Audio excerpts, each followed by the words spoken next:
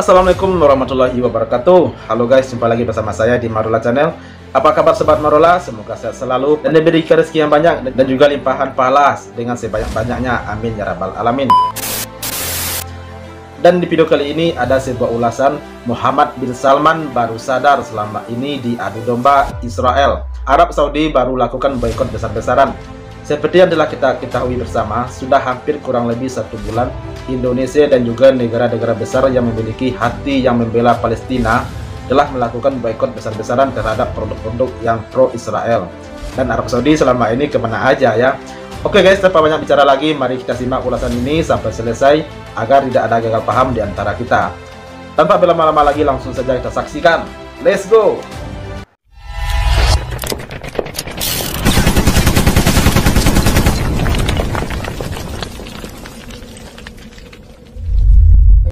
Hei sahabat muslim tanah air. Banyak orang yang menaruh harapan untuk Arab Saudi mampu menghentikan aksi kejam Israel. Ya, betul. Itu karena Arab Saudi sebagai salah satu negara Timur Tengah yang punya peran penting. Nyatanya, mereka hanya mengecam dan meminta aksi saling serang dihentikan. Iya. Namun, belakangan baru muncul sikap yang menunjukkan keberpihakan mereka dengan seruan boikot.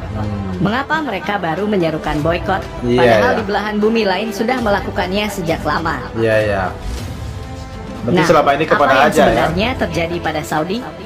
Tonton videonya sampai habis agar kalian tak salah paham. Ya, benar guys. Tonton sampai selesai agar tidak ada gagal paham di antara kita ya. Sikap Arab Saudi tersebut mengindikasikan adanya pengaruh normalisasi hubungan pemerintah Arab Saudi dan Israel. Mari kita flashback sejenak untuk melihat hubungan kedua negara. Israel sudah sejak lama mengincar hubungan diplomatik dengan Arab Saudi. Normalisasi ini dilatar belakangi oleh adanya Iran sebagai musuh bersama. Peningkatan kekuatan militer Iran membuat kedua negara ketar-ketir. Mereka takut Iran bisa mengancam kedaulatan negara masing-masing. Hal ini berdasarkan tulisan Jonathan Reinhal dan Michael Yari berjudul The Transformation of Saudi-Israel Relations. Wow. Hubungan tersebut memang masih di balik layar, tapi tidak menutup kemungkinan ke depannya mereka akan semakin terbuka.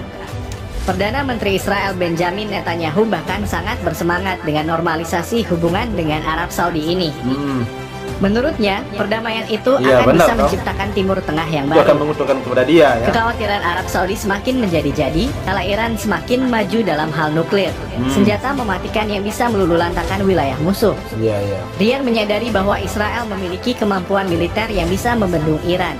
Apalagi Israel selama ini selalu disokong oleh Amerika Serikat, baik dari segi dana maupun persenjataan.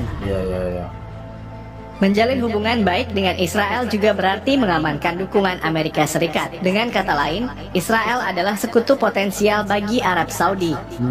Isu kerjasama antara Arab Saudi dan Israel kembali terdengar tahun ini, dan tentu saja diperantarai oleh Amerika Serikat. Menteri Luar Negeri Israel Ali Cohen bahkan sudah buka-bukaan dengan kesempatan kerjasama tersebut. Seperti yang tertulis dalam The Times of Israel. Kami sangat optimis tentang kemungkinan mencapai kesepakatan seperti ini. Ini adalah kesepakatan yang dapat dicapai. Setelah itu lebih banyak negara akan mengikuti. Amerika Serikat adalah pihak yang paling bersemangat melihat anak emasnya mulai diterima bangsa Arab. Ya, betul dong. Apalagi sekelas Arab Saudi yang punya pengaruh besar di Timur Tengah. Melihat Arab Saudi berdamai dengan Israel, sangat mungkin negara-negara Arab lainnya akan menyusul. Untuk itu, warga Palestina dan warga dunia paling menunggu respon Arab Saudi melihat aksi saling serang Hamas dan Israel pada awal Oktober lalu. Satu hari setelah operasi Badai Al-Aqsa, Pangeran Faisal bin Farhan Al Saud selaku Menteri Luar Negeri Arab Saudi muncul dan menyatakan sikap bahwa Arab Saudi menolak warga sipil tak bersenjata menjadi target perang. Selain itu, Arab Saudi juga mengecam Israel yang menyuruh 1 juta warga Gaza meninggalkan tempat tinggalnya. Dari dulu Arab Saudi menegaskan penolakannya terhadap seruan pengusiran paksa warga Palestina dari Gaza. Dan kecamannya atas terus-menerus menargetkan warga sipil tak berdaya di sana.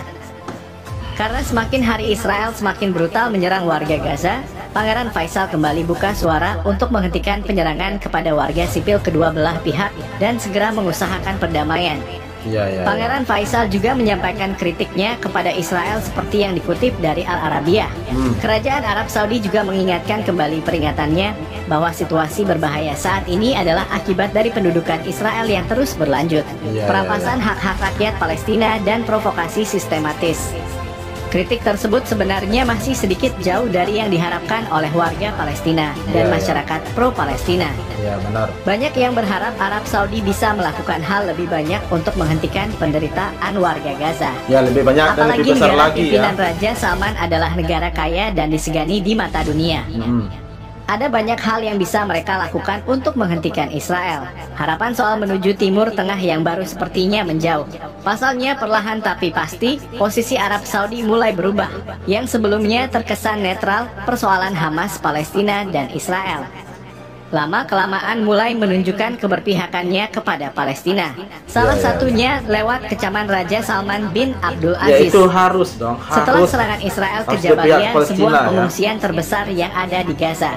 Sang raja menegaskan bahwa kerajaan Arab Saudi mengutuk keras tindakan brutal Israel di pengungsian Jabalia yang menyebabkan sebagian besar warga sipil tak berdosa meninggal dan mengalami luka parah. Betul. Jabalia sudah lama menjadi rumah bagi para pengungsi Palestina dari serangan Israel sejak tahun 1948 lalu.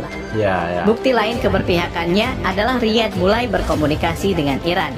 Yang kita tahu sendiri bahwa sejak awal Iran adalah negara paling vokal mendukung Palestina dan Hamas. Pertemuan antara Menteri Luar Negeri kedua negara, Pangeran Faisal dan Hossein Amir Abdullahian pun tercipta. Selain itu, Arab Saudi juga menjadi tuan rumah dua konferensi luar biasa yang diadakan untuk membahas nasib warga Palestina.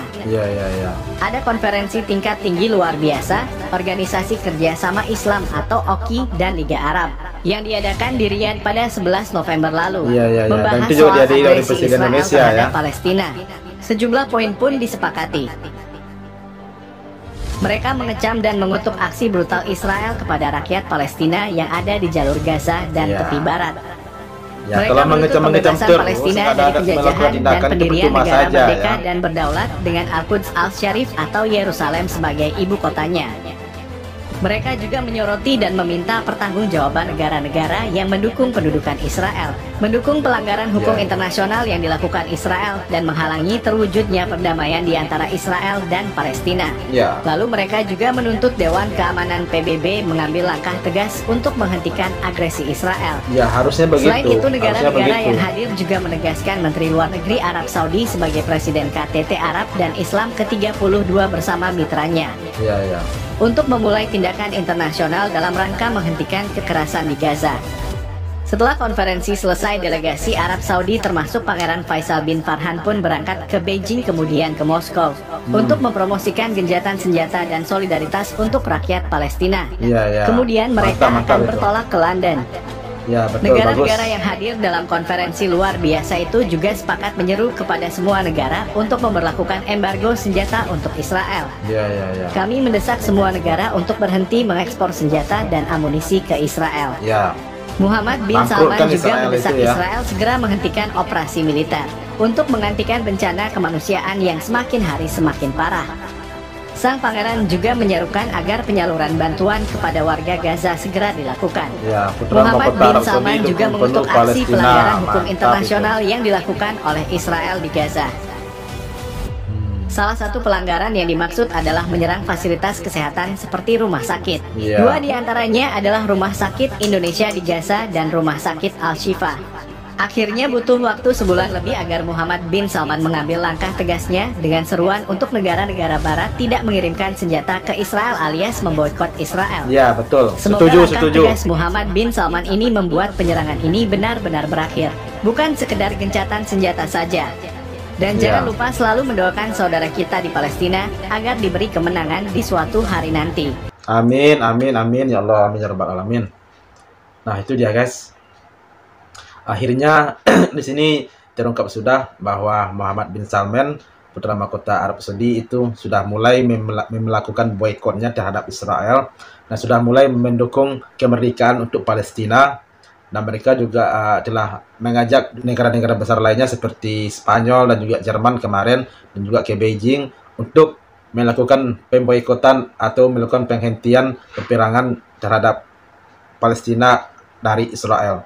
Nah, itu, dan kita juga berharap dan kita juga mendoakan Palestina semoga cepat diberikan kebebasan, kemerdekaan oleh Allah Subhanahu wa taala tentunya, dan juga negara-negara lainnya, agar tidak ada lagi penjajahan, pembantaian atau genosida atau pembunuhan apalah namanya, tidak ada lagi di negara Palestina.